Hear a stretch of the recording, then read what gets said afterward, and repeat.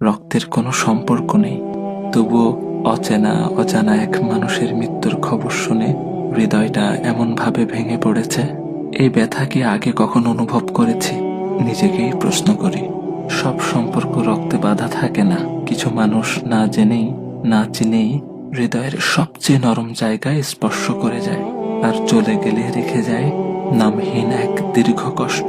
কেন জানি মনে হচ্ছে এই শোকটা শুধু তার চলে যাওয়ার নয়, এ যেন মানবতার এক নীরব অংশের বিদায়। চেনা ছিল না, কথা হয়নি কখনো, তবু তার অনুপস্থিতি হৃদয়ে গভীর শূন্যতা রেখে গেছে। একটা জিনিস খেয়াল করেছেন?